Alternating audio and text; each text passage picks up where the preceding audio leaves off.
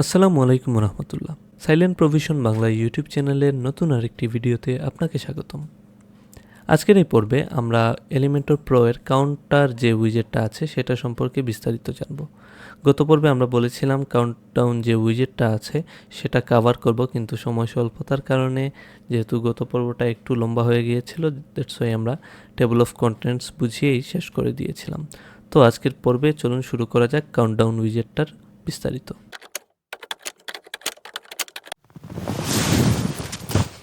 তো এই জন্য প্রথমেই আমাদেরকে কাউন্টডাউন যে উইজেটটা আছে হাতের লেফট সাইড থেকে এটাকে ড্র্যাগ এন্ড ড্রপ করে অ্যাজ ইউজুয়াল আমরা এখানে রেখে দিব।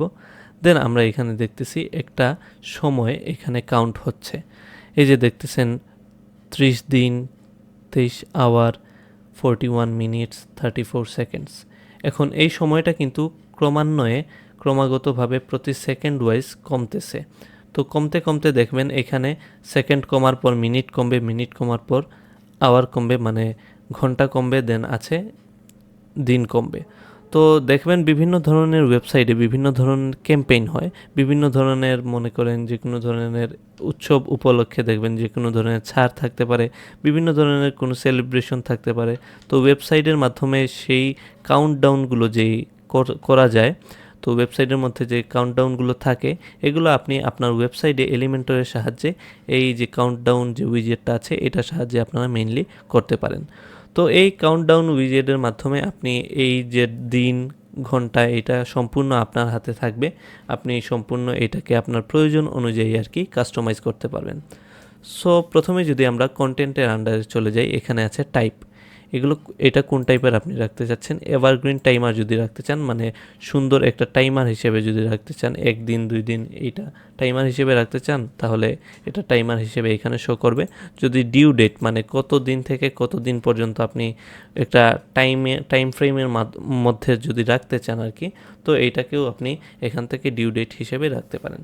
তো আমরা যে কোনো একটাই দেখি, লাইক আপনি একটা দেখলে দুইটাই বুঝবেন। ডিউ ডেট যদি বুঝেন তাহলে এভারগ্রিন টাইমারটাও বুঝবেন।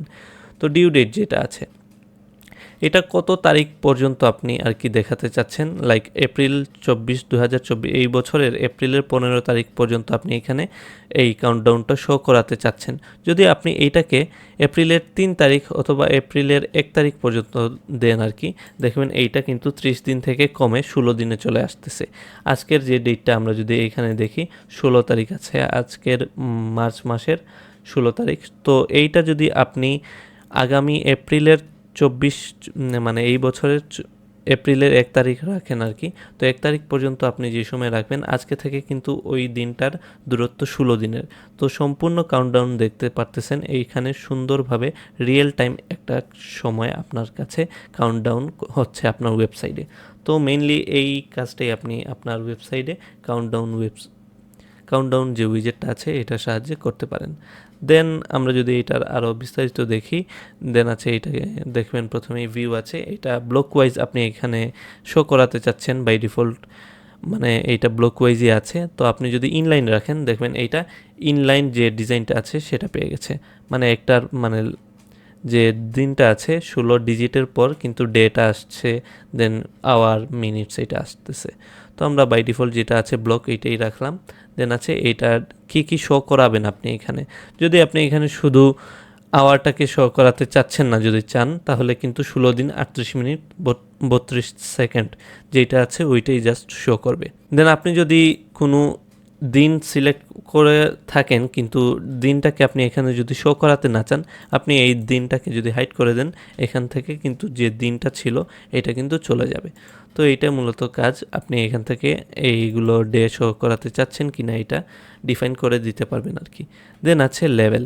এই যে লেভেলগুলো আছে এগুলো আপনি শো করাতে চাচ্ছেন কি না, মানে লেখাগুলা 16 দিন, এটা 23 ঘন্টা 37 মিনিট, এগুলো শো করাতে চাচ্ছেন কি না এই লেভেলটাকে এখান থেকে আপনি ডিফাইন করে দিতে পারবেন আর কি। দেন আছে কাস্টম লেভেল।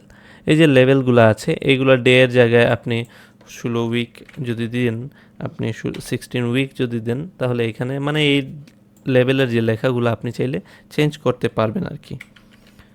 তো আমরা এটাকে বাই ডিফল্ট যেটা আছে এটাকে নই দিলাম।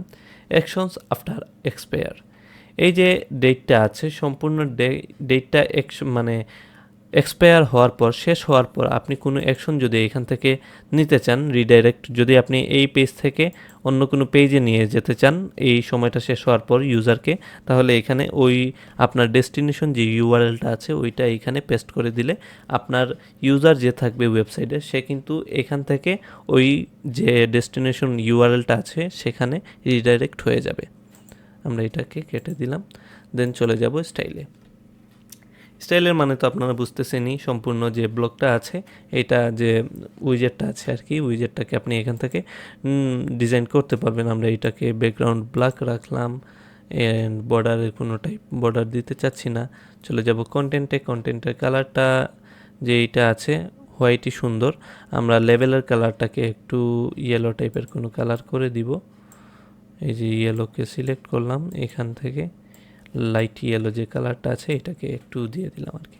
দেন আমরা যদি এটাকে আপডেট দেই এবং আমাদের সাইটের প্রিভিউতে চলে যাই, একটু নিচের দিকে চলে যাই, যদি আমরা দেখবো এখানে সুন্দরভাবে কাউন্টডাউন সময় কিন্তু ধীরে ধীরে 1 সেকেন্ড পর 1 সেকেন্ড পর কমতেছে।